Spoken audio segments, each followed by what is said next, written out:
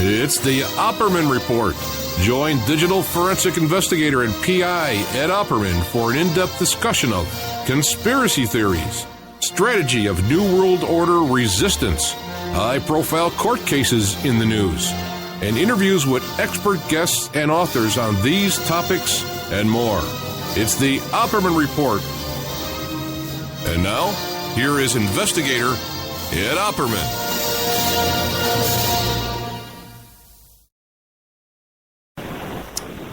Welcome to the Opperman Report. I'm your host, private investigator Ed Opperman, and this show is brought to you by Audible.com. You go to audibletrial.com/Opperman Report. You can sign up for free and get yourself a free audiobook.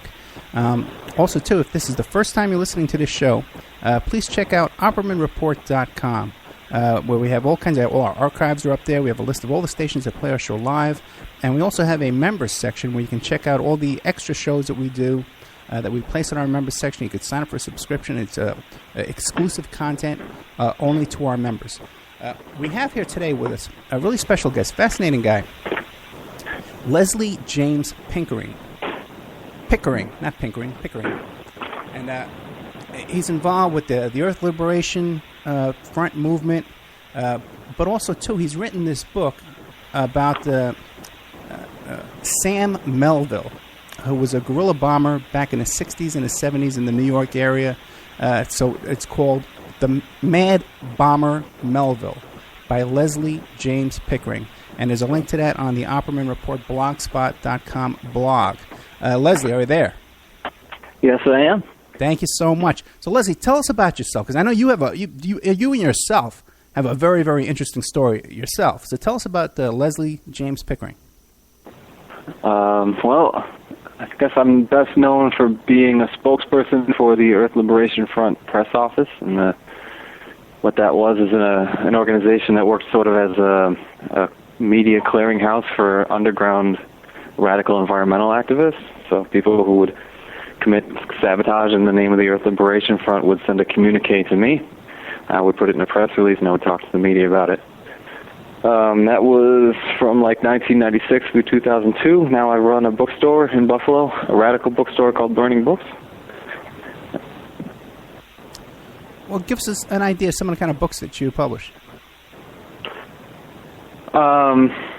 Well, I've written a handful of books, including the one we're going to talk about today, Bomber Melville. I've also done a book on the Earth Liberation Front, and I've done a book on a group called the Evan Meckham Eco-Terrorist International Conspiracy, which is kind of like another radical environmental group that predated the ELF, the Earth Liberation Front, from the 80s and early 90s.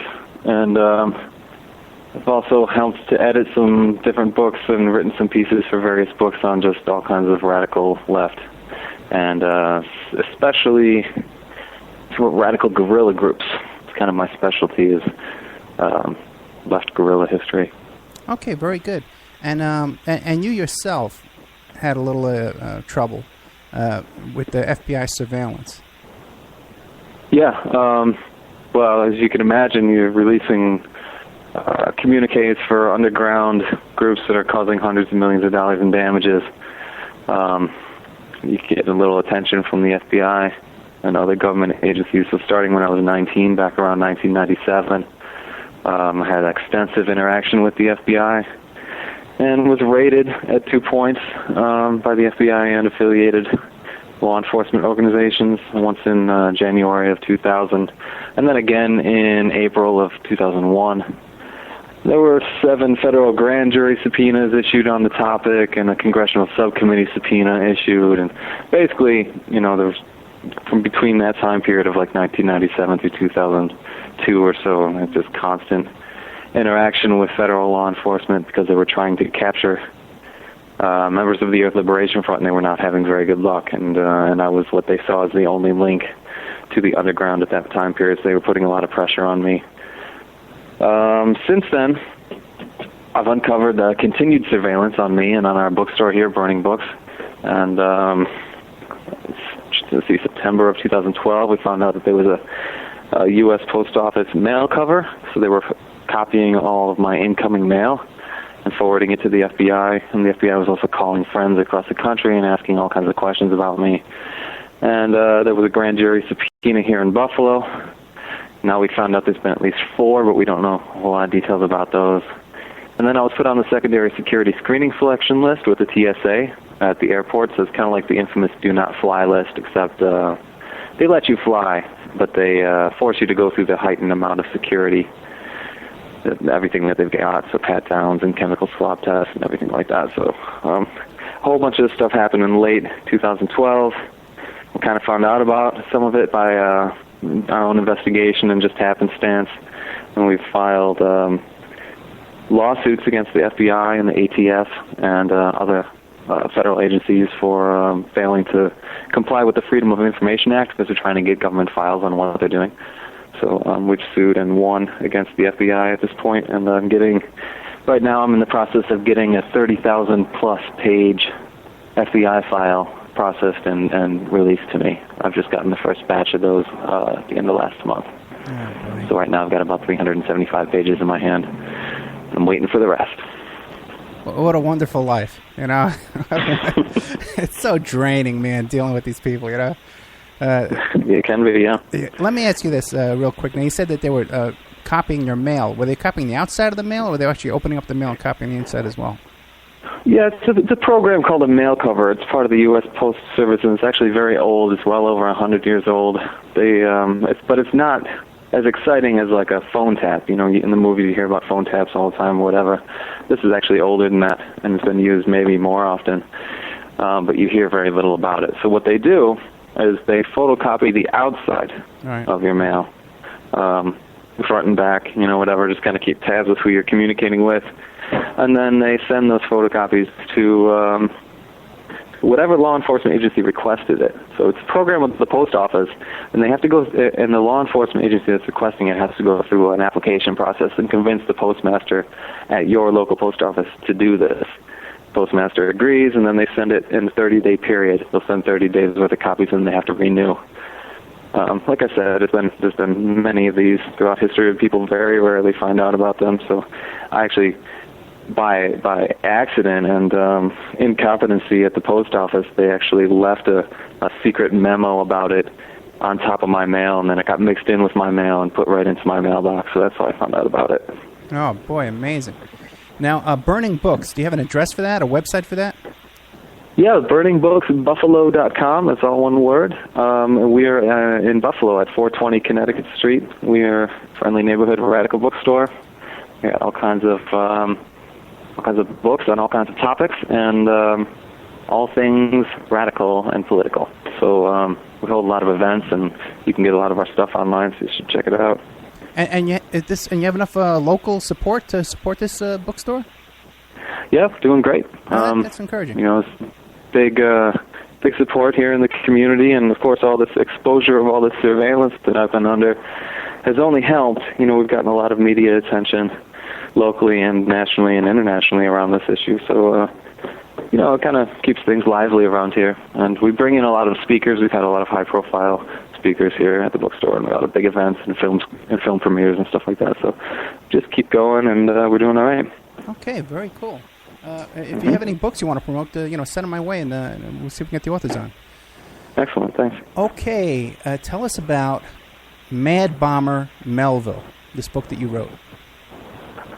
It was actually my master's thesis, and then it got turned into a book afterwards. So Sam Melville grew up around here, around Buffalo, New York, and just when I found out about him, I just kind of related to him because he came from my part of the country, and he got involved in very radical politics, including some guerrilla struggle and underground stuff, which is my favorite thing. So when I found out that he was from this area and had done these things he had done, I really wanted to look into him.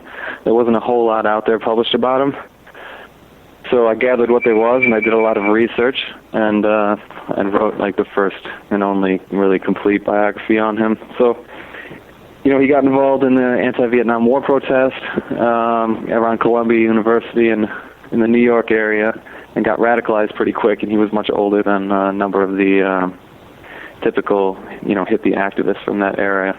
He was like in his mid-30s. So he had he had a lot to deal with, and he very quickly went from sort of militant protest to underground activity. He had done a lot of work in skyscrapers and large buildings as sort of an engineer, structural engineer, and a plumber. So he understood the way that these buildings work, and he was living in Manhattan at the time. So he decided to go on a bombing spree and try to destroy some of these huge corporate buildings that were involved in the Vietnam War, especially that were in Manhattan. And was very successful at that. And this was like a one-man operation? Not really. Yes and no. I mean, he was definitely like a driving force, but there were other people that were working with him, and eventually there was a collective of people that controlled a quantity of dynamite that they had robbed and used for these bombings. So there were several people. Melville was convicted, and there were a couple of other people convicted with him, and he tried to take the heat for the whole situation, basically. And there were quite a few people that have not been indicted or charged or convicted. So there's definitely more people involved, but in terms of really taking the initiative and having more or less of like a leadership role, it's kind of pinned on him. Yeah, I was reading something that in this last bombing, the one he got caught in, he was like partnered up with a guy that was an informant. Yeah, so everyone has their flaws, and he decided to choose to trust this guy, George Demerly, who was a well-known, a yippie, actually an offshoot of the yippies who were called the Crazies. So, he was somebody who worked with Abby Hoffman and Jerry Rubin pretty closely. In fact, Jerry Rubin wrote about his devastation finding out that Demerly was an informant in one of his books. So, he trusted this guy. He was older. He was like Sam's age, and and this guy talked a lot of radical talk. A lot of people didn't trust him, but Sam decided to trust him, and he was going to do an action with him. And this guy turned out to be an informant, and it tipped off the New York Police Department and the FBI, who arrested both of them in the middle of a bombing that they were trying to carry out at an armory in Manhattan. So that's how we got busted. Yeah. Now, how connected was he with the Weather Underground and the Black Panthers? Well, the Black Panther were going through a trial at the time in New York City called the Panther 21 or the New York 21 trial. Right. 21 Black Panthers were being charged with a whole range of conspiracies, including bombing the Bronx Botanical Gardens. These were just plots. They never happened, and the Panthers actually had no interest in doing those things. After 2 years of being in prison and going through trial, they were found not guilty, but at the time it was a huge cause in the New York area, the Panther 21. And so one of the bombings that Melville did was actually targeting the courthouse where the Panther 21 were on trial, and that bomb went off the day that Sam was arrested and destroyed the courthouse. So he was pretty close with that, and pretty involved with the Panthers in the New York area. And in terms of the Weather Underground, I mean, there were a lot of connections there too. There were some other people working with Melville who were also close with the Weather, but at the time they weren't the Weather Underground yet. You have to understand one of the biggest things about Melville is that he was kind of the first to do this thing. Weather Underground kind of looked to what Melville had done as inspiration, as an idea of what they could do. So they were doing, militant street protests around the time in 1969, and fighting police and engaging in radical activity, but they had not yet gone underground, and they were not yet engaging in guerrilla sabotage bombings like Melville had done. So there was a lot of influence there on the Weather Underground coming from Sam Melville and the people who worked with him. Gotcha, yeah, and the Panther 21, that was actually the longest trial in New York State history that went on, and a lot of these Panthers represented themselves. John Africa represented himself in that trial, and was later on the target of the group when they were targeted moved down in Philadelphia. We did another show with Ramona Africa, who was the only survivor to get out of there alive besides the young boy, Birdie. We had her on our show, and that's a fascinating story because they were actually was shooting at her when they were trying to escape from that burning building, and then they were shooting out the back. Yep. Yeah, then they gave her 15 years in prison on top of that. Yep. God bless America. Yeah, right. It's hard to believe. I think if the average person knew about these things, they'd be outraged. You would think, but you'd also be surprised at the lack of outrage of the average person sometimes. I know. They're just so quick to say, well, they deserve it. And if you look at the whole Move situation, too, the original attack on Move, the grounds for the attack on that freestanding home, the original one where the cops got shot back at, the grounds for that attack was stuff like they didn't have Venetian blinds on their windows. Oh, yeah, they were composting or they had chickens, in their yard. It was ridiculous code violations that they showed up with a SWAT team to effect this eviction. Just unbelievable. Now, it is unbelievable. Yeah, and the thing is, like, these things aren't hidden. They're not top secret. They're a part of the history. That Move confrontation was all over the news. Right. It's just that people choose to focus on, or they're convinced that they should focus on what they should buy or what the latest sports team is doing or whatever. So, things you forget about them. But really, if you look at our history, we've got example after example after example of this extreme repression and people struggling and fighting and sacrificing to achieve the kind of world that we all want to live in. Yeah, but you know what? Even like on Facebook, you'll see people will put up this meme of the attack on Waco, the Branch Davidians in Waco, and they'll say more people died in Waco by an attack by the federal government than died in Sandy Hook. But even those people, and then I'll post my interview with Ramona Africa, and I'll say, well, you're aware of Move, where they burned down a whole block, they burned down 60 homes, and most people, even that they're objecting to Waco, aren't even aware of that. Yeah. Yeah. Well, let's not get depressed. Well, that's what I'm trying to combat that. That's why we have this bookstore. Everything in here is about radical history, radical movement. So I think it's an important thing to pay attention to. People should pay more attention to it, learn more about it. I hear you. Now, what do you think of the legacy of Melville? Before we get into the whole Attica stuff, but then his direct actions that he was doing using explosives. Do you think it was effective or in the long term, or do you think it might have been counterproductive? Well, I feel it's rather effective. But to backstep a little bit, there was a group in Quebec, an independence group, the FLQ, that was doing these kind of bombings in an effort to win independence for Quebec from Canada. And there were a couple fugitives from that group that Melville harbored in his home. He took them in and helped them out, and actually helped them hijack a plane to Cuba after a little while. But before he did that, he had a lot of conversations with them about how to pull these kinds of things off, how they made their time bombs and where they placed them and how they made phone calls without being identified and stuff like that. So he looked into all that kind of stuff from people who had first-hand experience, and then he decided, from there he figured out how he wanted to apply it.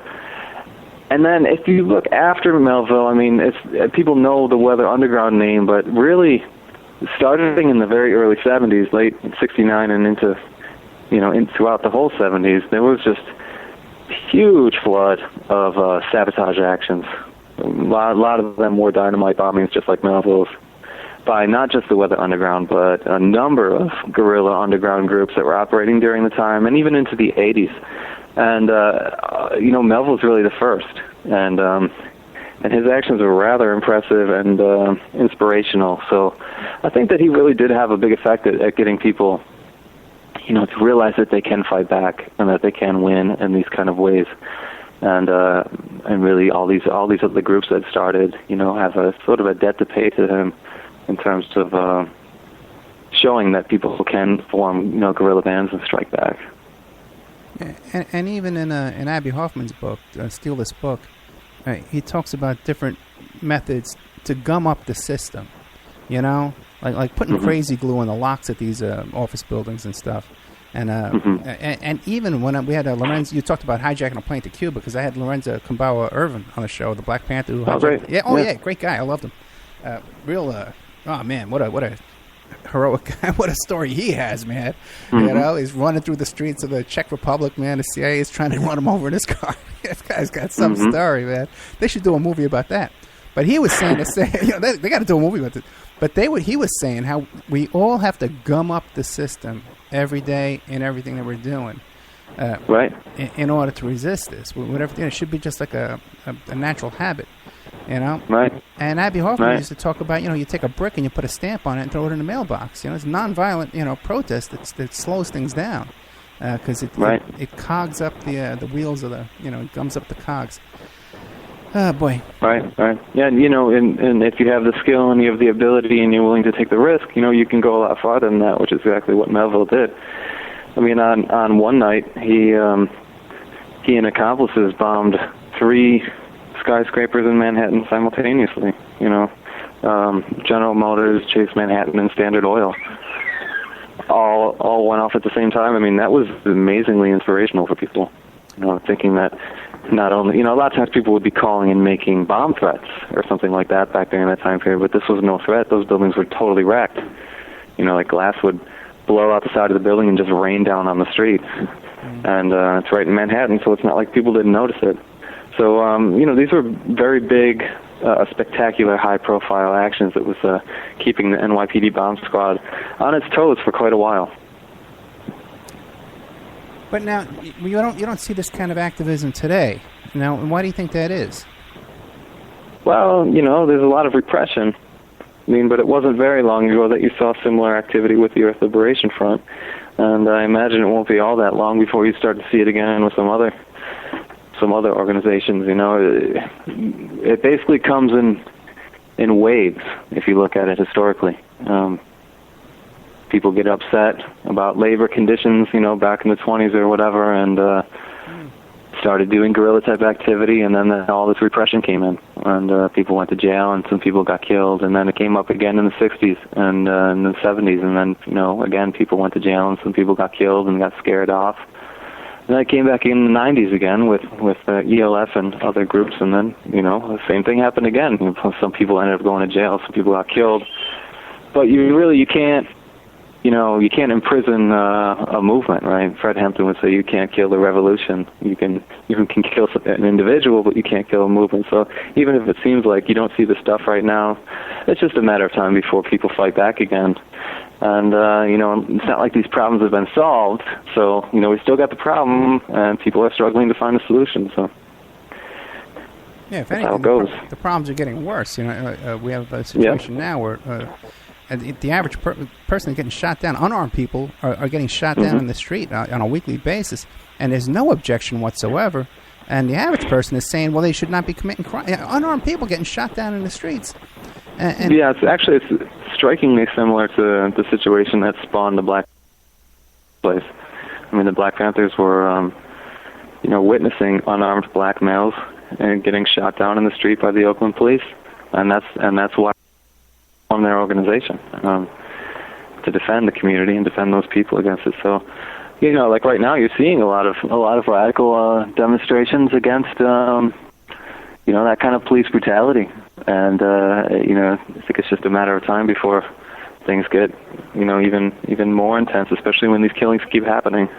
So you feel optimistic that there is a groundswell that's coming up that's going to turn things around?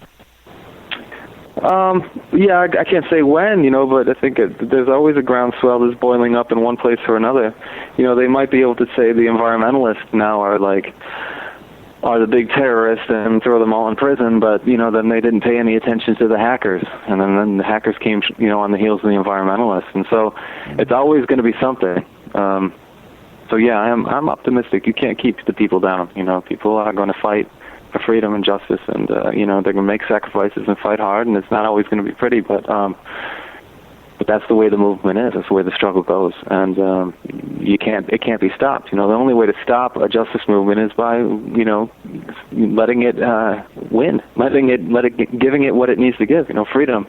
And so until they decide to give the freedom and the justice that the people are struggling for, hand that over one way or another, well, then the movement's going to be here, and it's going to be hard to deal with. Okay, I have coming on the show soon Trevor Anderson. Trevor Aronson, who wrote the book The Terror Factory, Inside the FBI's Manufactured War on Terrorism. Oh, yeah. Right, yeah. And the whole theme of the book is about how all these big terror arrests you see nowadays, or whatever, they're all created by the FBI. They're all FBI informants and, agitators in there causing the event. And then the FBI swoops in and arrests their own event that they started, Right. So with that kind of thing being so prevalent, how does anybody organize these days? Well, that type of thing is actually very prevalent. Entrapment, is very prevalent, right. And it seems to be a very common tactic of the FBI and other law enforcement agencies at this point. But when you really think about it, it doesn't do anything to stop people who actually might do that kind of stuff. What it does is it takes people who are just kind of on the periphery of a movement or maybe just getting involved, and it throws them in prison unjustly, and then gets people to organize around their cause, to freeing them.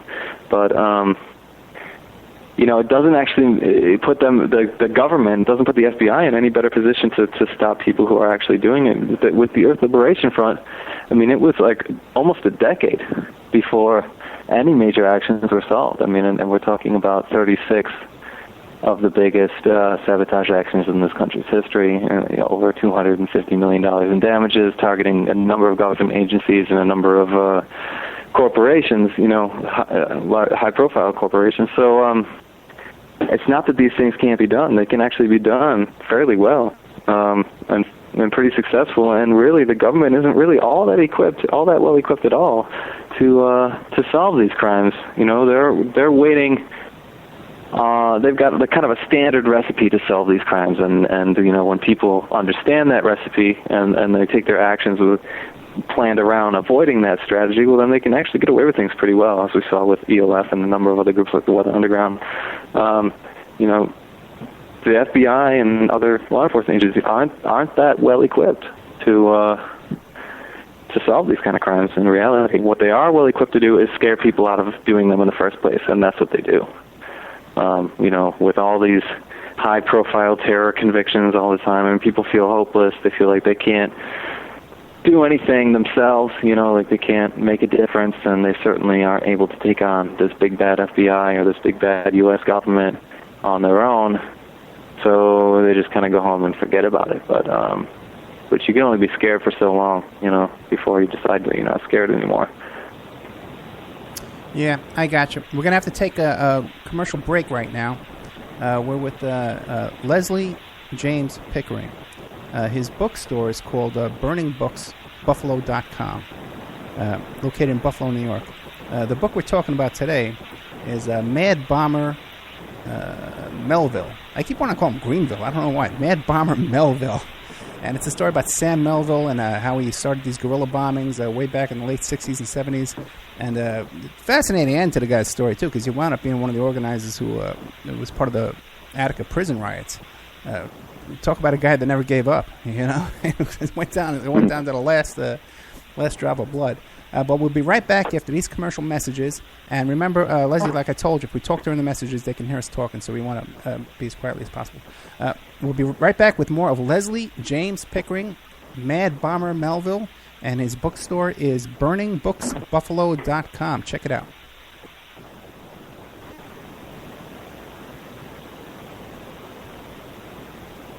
And now, a word from our sponsors.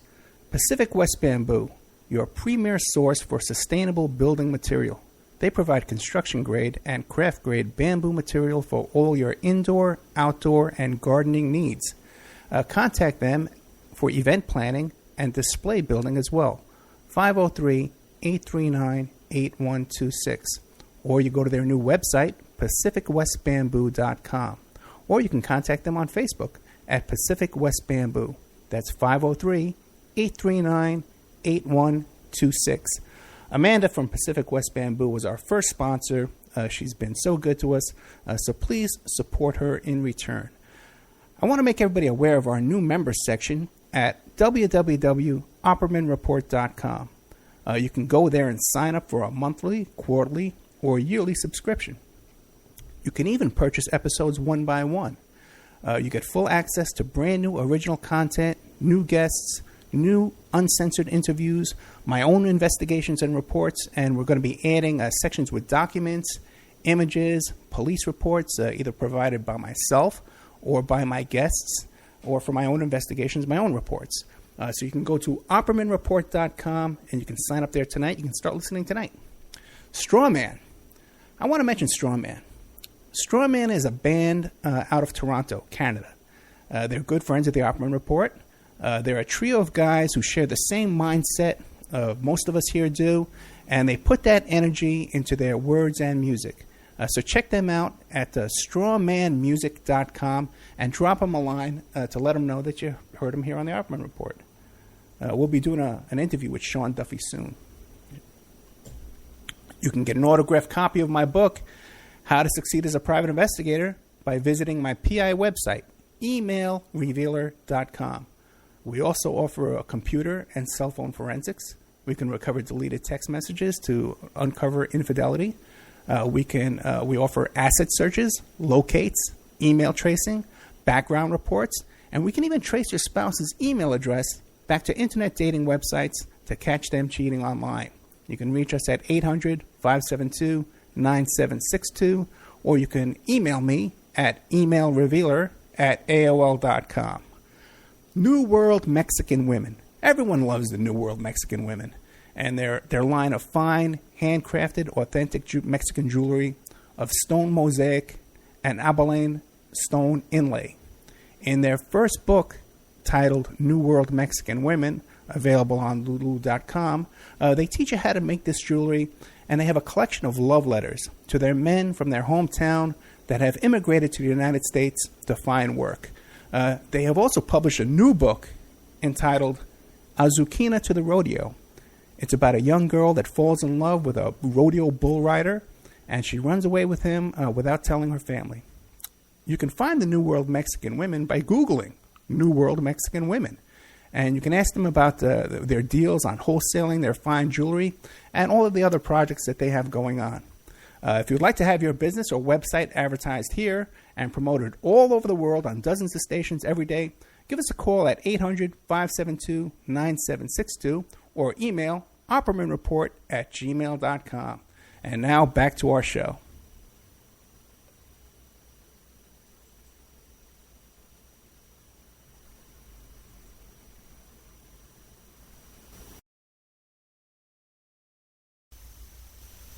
Okay, welcome back to the Opperman Report. I'm your host, Private Investigator Ed Opperman. Today we're here with Leslie James Pickering. He's the author of Mad Bomber Melville. He's a publisher and a bookstore owner. BurningBooksBuffalo.com. Leslie, are you there? Yes, I am. Okay, great, man. Hey, real quick, before we get back to Melville, and I keep wanting to call him Greenville, I don't know why, but we were talking about how with these groups like in Ferguson that came up, and these are definitely organic groups that are coming up out of righteous indignation to what they saw happen to a kid in their neighborhood, Ferguson especially.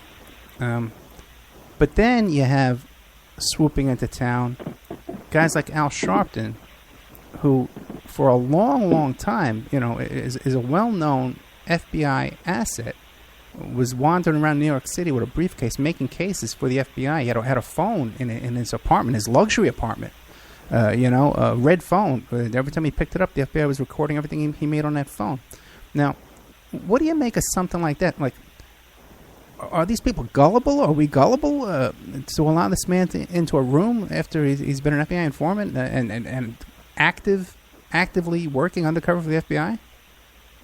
People just don't know that history, and realistically, it's unfortunate, but realistically, most people, don't know that about Sharpton or don't know about that kind of history in general. We're taught to learn everything that we can learn about the latest sneaker that's out there, but when it comes to important issues of significance like that, you really have no idea. People will be lucky to know who Al Sharpton is, let alone that he's, worked with the FBI before. So, yeah, so, it's unfortunate, but we have a long way to go in terms of being prepared to win this battle. Now, what about you? You're on the front line. Have you had any kind of infiltration and any kind of operatives trying to insert themselves into your life? Yeah, yes, I have. A number of incidences like that. Some of them are vague and hard to prove, and others are detailed in a pretty thorough manner in the files I just got from the FBI.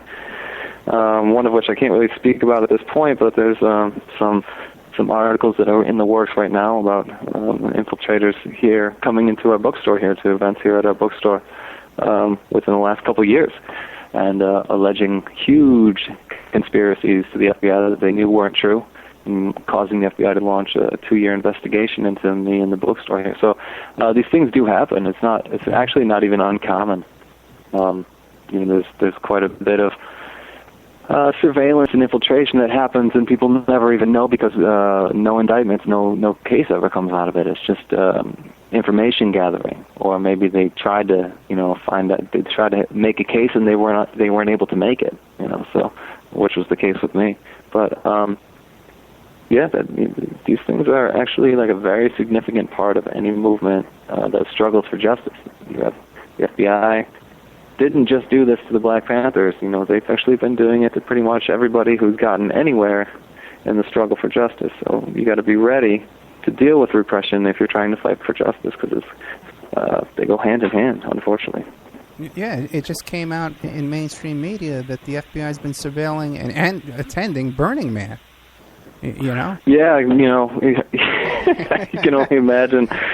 The intelligence they've been gathering at that.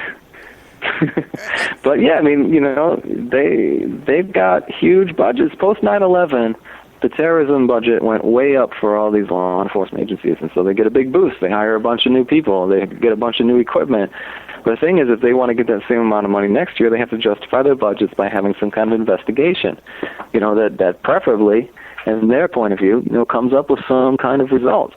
You can't give a local field office of the FBI, a couple extra $1 million one year, and then see nothing come out of it, and then think that they're going to get it the next year. They want some results. So that's what they do. They launch these investigations, and if you're, a field office that covers the desert in the middle of nowhere, and there's nothing going on, you never know. Maybe you'll go and investigate Burning Man. I don't know, but here in Buffalo, it's not like there's a wealth of radical activity around. So they came and investigated this bookstore, which is engaging in fully protected free speech activity. And they really launched a full-on investigation.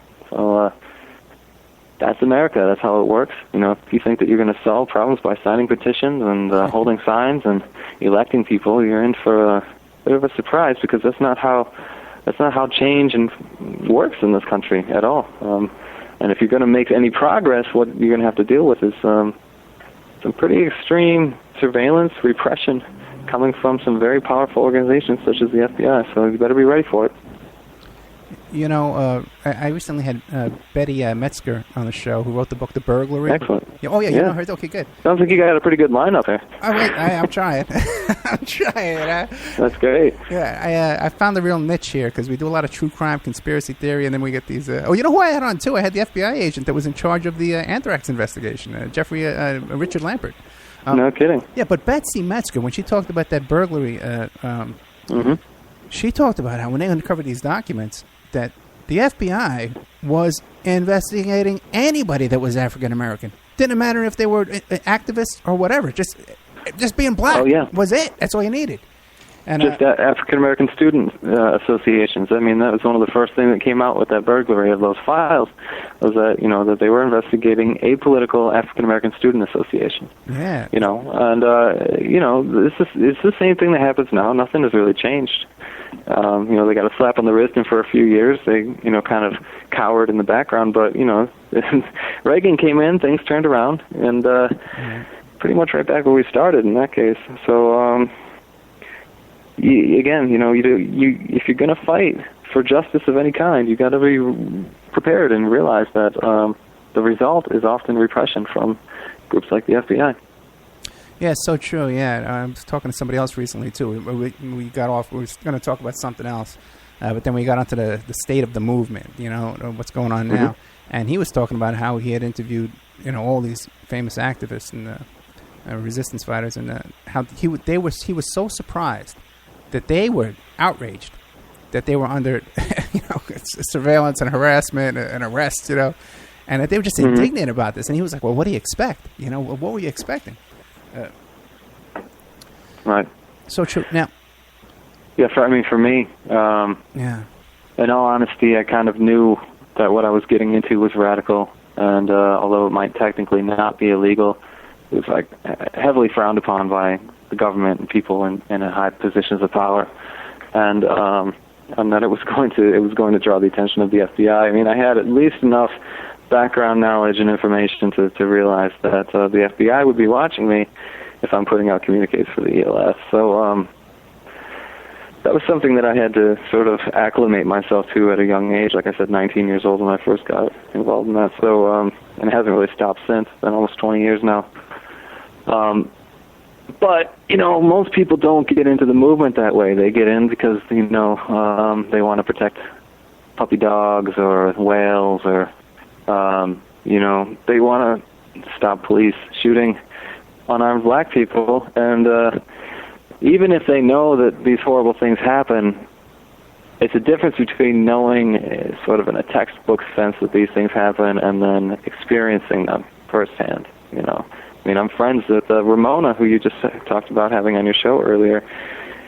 She's amazing. You see her in person and you're like, wow, she's such a cool, amazing, strong person. And you realize that, her whole family was just killed in this house. She was the only adult survivor. And it was the FBI C-4 bomb that was dropped by the Philadelphia police on her house, and they just murdered all these people.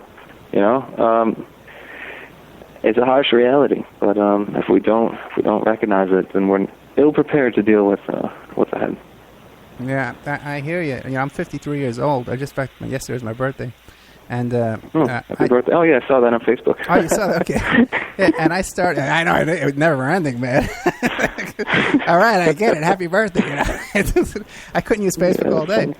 But what do you call it? I started out 17 years old at the Yippies in New York City. I just wanted to go to the Marijuana Day Parade. And then next thing I know, I was completely radicalized. And then I saw the surveillance and the infiltrators and the agent provocateurs that just were every area of your life, just all over the place, just unbelievable. So that's what radicalized me, at a very young age. Right. I mean, the Yippies had a ton of repression. You think, like, they're running a pig for president? It's like, you think the FBI could just ignore that, but they totally did not ignore that. They threw the book at them, so to speak. Oh, yeah. So. And it never stopped. Dana Beal just recently, he was just in jail for some marijuana. And marijuana is practically legal all over the place. Right. And they grabbed, what's that, 70 years old, man, and now they got to grab him at the end of his life. And throw him a couple of duffel bags full of pot. But back to Melville. Yeah. So then, even when they caught him, how about his trial? Was that a big public trial? It really wasn't. He had a good public support team, but he was so radicalized at that point and totally felt like theatrics in the court were not something he was interested in doing.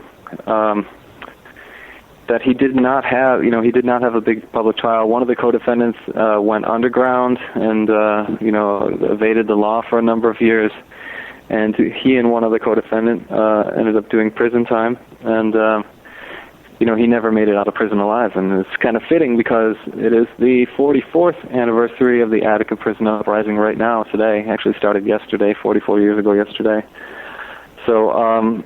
He was organizing within Attica Prison when he got transferred there, amongst sort of mixed racial group of people who were against prison conditions and for revolution in general. And when things hit the fan on the 9th of September 1971, he was right in the middle of it. And of the people that were killed by the state troopers who retook the prison, Melville was right on top of the list. All different kinds of stories about his death in particular, some of them conflicting, but what isn't debatable is that he was shot in the chest with buckshot by a state trooper and that he was targeted, he was pinpointed as a leader, and more or less one way or another sort of put on a list for execution during the retaking. So it's an intense situation. Somebody who would not give up. I found that inspirational. I found it pretty powerful stuff. And you get arrested. A lot of times you get arrested, and people in the movement get arrested, and they feel like the movement's over. And Melville went through feelings like that too, but he decided not to give in to them. Decided to keep fighting any way that he could. And the Attica Prison uprising is the biggest prison uprising in this country's history. It's a huge thing in this area, and people remember it all the time. So I was just out at Attica today, and every year around this time in that town, I mean, everyone's kind of tense, remembering what had happened out there and realizing that the balance of power in this country is not as stable as people might think. So, I found Melville's story all the way from becoming a guerrilla fighter to going to prison and staying on the front lines in prison. I found that very inspirational, so that's why I wrote that book. Yeah, I definitely want to do a whole show about Attica one day, the Attica riots, because a lot of people don't even know what you're talking about. All these young kids, they're all fascinated with 9/11, right, and all that stuff, man. And you're just trying to tell them, what's really been going on in this country. They just woke up a couple of years ago, quote unquote woke up, and in the they think Obama's a communist, Obama's a socialist. They're so woken up, You gotta smack these kids. But about Attica, though, give us a little idea what happened with the Attica riots, because guards died at the end of the Attica riots, but they died at the hands of the other guards. I can do that. Yeah, go ahead. Sure. So, conditions within the prison were bad. They were probably worse at Attica than anywhere else in upstate New York here, of any of the New York prisons. But, prisons in general were bad. They were swelling with radicals at that point. This is the early 70s, so you got a number of Black Panthers and young lords and other, radical activists who are being sent to prison, people from the Weather Underground. And the kind of Attica, New York at that time had this strange idea that they would put all the political people, more or less, into one prison so that they wouldn't infect the other prisons, and they chose Attica. They chose one particular block in Attica, which is like a D block, I believe. And, that obviously didn't have the most desired effect. I mean, these people organized together and got the rest of the prisoners, almost all of them essentially, in the prison to be radicalized and to be ready to issue a set of demands. And these demands were shocking to people when they went public, because they were just basic human necessities. We want to make more than 6 cents a day for our work, and we want to get more than one shower every 2 weeks, and things like that. That did more to show people what how repressive life was like in the prisons than anything else, and that the New York State Prison Department of Corrections was not about to grant these basic human rights to these people. It was pretty amazing, and that Governor Rockefeller wouldn't even come and meet with them during this 5-day standoff was just pretty astonishing to people. So it became the major news story of the week for sure. If not a lot longer, but. An incident happened on the morning of the 9th, September 9th of 1971, and sort of a fight broke out, and the prisoners overcame the guards and took control of a good part of the prison, a quarter of it, when a lot of the prisoners had joined them, and there were, hundreds, well over 1,000 people involved, and they held the prison for 5 days, and they issued demands, and they had these negotiators come in, and so they had 5 days of negotiations, and they had people from the New York Times and people from the Black Panthers on the negotiating team, and a whole lot of other attorneys and prominent radical people at the time, helping to negotiate between the radicals and the state. And negotiations started to break down a little bit, not even really all that much, but a little bit. And truth be told, New York State was not willing to bend at all. And so they were seeing the whole thing as an embarrassment and decided to retake the prison with force on the morning of the 13th. September 1971. And when they did, I think it was 42 or 44 people were killed. Of course, the prisoners didn't really have any weapons, right? They had maybe some sticks or some like homemade like knives or whatever that they could round up inside the prison, but they didn't have any guns or any helicopters or anything like the state of New York did. So they flew some helicopters over the yard where the prisoners were in there, and then, remember, they're still in the prison. They're trapped in the prison, mostly living outside in this yard that's like a caged in. And they flew these helicopters over the top and dropped tons of tear gas in there. And then they just opened fire on these people, like some people call it a turkey shoot, you know, all these prisoners in the yard, and there's all these guards up on the tower just shooting them, and all these New York State troopers just shooting them, and all these people died. And 9 of the people that died, if my numbers are correct, were actually prison guards that were taken hostage. And these guards weren't harmed by the prisoners. In fact, some of them even said they were being treated really well. But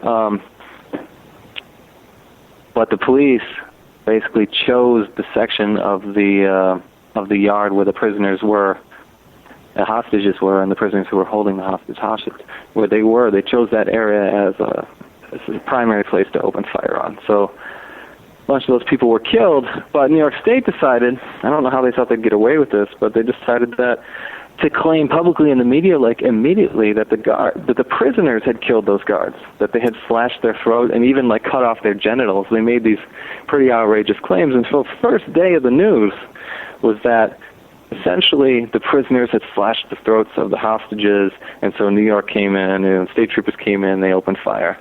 And so that was like day 1 of the news. Well, day 2 and day 3 were the autopsies coming back, and, you know, none of the throats were slashed and none of the genitals were cut off, and that all these people died from gunshot wounds, and the only people with guns were the state police. So the tables turned around pretty quick at that point, and we saw like a huge wave, not just in New York State, but across the country, of prison reforms and basic necessities of life being better provided for by the prison system, and even educational opportunities and things like that coming into prison. So, I mean, that's kind of a Reader's Digest version of the Attica Prison uprising. But unfortunately, today we have a prison system which is now for profit, and it's like $1 or $2 a minute to make a phone call from prison. No soap provided, no. You know, you have to stay vigilant as an activist. You can't think that you're going to do a campaign or do an action and that it's going to fix things forever. Well, you know, what happens is the opposition is very vigilant. You know, they come in and you get, like, the Reagan presidency especially, like, really dialed back all those reforms that were won at Attica. And the Pataki governorship here in New York really pushed back a lot of those reforms. And now, I mean, you can still get a GED in prison, but it's hard to get anything else beyond that, and there's hardly any programs in New York State anymore. And, you know, we're seeing a lot of the stuff that had happened back in the 70s in prison happening again here in New York State. So you have to keep fighting. I mean, Attica won a major victory, but if you don't follow that up with more Atticas, essentially, you know, that victory is short-lived. You have to keep fighting and keep working, and it's not easy. Yeah, just recently, in the past month, we had the death of Hugo Pinel. One of the original San Quentin Six was just assassinated while in prison.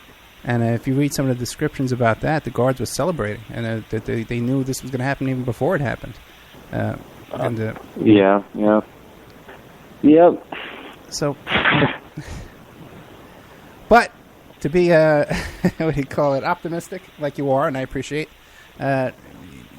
your attitude is just keep pushing forward. Yeah, you gotta keep fighting. There's no other option, and, you know, I don't think that there's ever a solution. It's not like, you know, we can just change the power structure and everything's going to be okay. I mean, a revolution is about a constant revolving around of the way things are. It's constant work. You know, if people don't want to do work, well, then that's why we're in the situation that we're in, where other people are making decisions for us and other people are taking care of everything for us, and we're just sitting around complaining about it. But, you know, if you really want to live in you know, in a just society, then you have to participate in that society, and part of that is struggle, you know. So it's really not about just fixing a problem and then retiring. We're never going to retire. That's not what this is about. You can't expect a retirement. it's constant work to do the right thing, and so that's what I always encourage people to do, is realize that this is a struggle. It's going to be ongoing. It's never going to end. It's not like there's going to be a Rambo that comes in and solves everything, and then we can all just forget about it. That's not the way the world works. So be prepared for a long, hard struggle, because that's what we've got in front of us. Yeah, and we have to realize that the conditions that we live under right now are intolerable, and we should not tolerate them. But now, how would you advise like a young guy coming up? He wants to channel his energy someplace. What would you advise him to what direction to go in? Well, I think you got to follow your heart and your interest, so I don't think there's any one direction for anybody to go in, but I think that if you have a good political basis for the way that you think and the way that you operate in this world, then no matter what you do, it can be a kind of activism, essentially. So, most importantly, stay on top of what's going on in the world and learn about our history, and not the history in the public school textbooks, but the real history of people's struggle in this world and in this country in particular, and then apply that. You can't just think like, oh, the Black Panthers did their thing back in the day, that was really cool. I mean, we're living here right now, and these problems persist. So you got to figure out what it is that you can do, and you have to be willing to make sacrifices and fight hard, and really dedicate your whole life to this. This is an ongoing thing, and there's really not, in my opinion, there's not anything more righteous that you could be, dedicating your time and energy towards. This is the right thing to do. Fight for justice for everybody. Fight to protect this planet. Realize that you're committed to the struggle for the long haul. It's not just a game or a hobby or something that you're going to do, solve the problem and go home. I mean, this is it, and we're in it. And the revolution is the liberation, in essence. By struggling, you're becoming liberated. Liberated isn't like a permanent state. It's a state that comes because you're fighting. And I'm not going along with the system. I'm fighting back. Me and my community are standing strong against this, and we know where we stand on this issue, and this is what we're going to do about it. So it's important to have a good understanding of what's going on and apply it every day. We got about a minute left. What are you working on next? Any books coming out or events? I got a couple book projects that I'm working on now. I'll be doing something on all the surveillance sooner or later, but that'll happen after I get my 30,000 FBI file pages. So that'll be a few years from now. Right now, I'm really working hard on exposing the FBI for the surveillance they've done against me and others in the radical environmental movement, and fighting back. We're suing the FBI, and we're getting these pages, and we're trying to get a lot of exposure, and that's actually a lot of work. So that's a really big project of mine right now. And also this bookstore. I mean, it's a constant, exciting, cool thing to be doing here. We bring in speakers all the time and have cool events here all the time. So those are my main projects right now. Okay, great. And anything that comes up, you got an event coming up you need to promote, just shoot me an email, and we'll get you right on. Okay, brother? Sounds great. Thank you so much. Thank you. Leslie James Pickering, thank you so much, the author of Mad Bomber Melville. Keep in touch, brother. We'll be talking soon, okay? All right. Thanks for having me on. Thank you. Okay, there we had him. Leslie James Pickering, really cool guy, wrote the book, The Mad Bomber of Melville. Also, too, he has this bookstore called burningbooksbuffalo.com. Sounds like a lot of kind of stuff that we're interested in. Encouraging guy, too. I like that he's still optimistic. He's a young guy. He still has a lot of spirit left in him. And he's out there struggling and fighting for you and fighting for me and fighting for his own family. Here's a guy put his butt on the line and had his house infiltrated. Had his home wiretapped. His mail, sound familiar? Anyway, guys, we'll be right back tomorrow night. We're going to have a whole bunch of shows. Tomorrow night we're doing a show about Hitler and the occult, which will be on the Friday Night Live show. Many more shows coming up in the member section. Check out OppermanReport.com. Good night.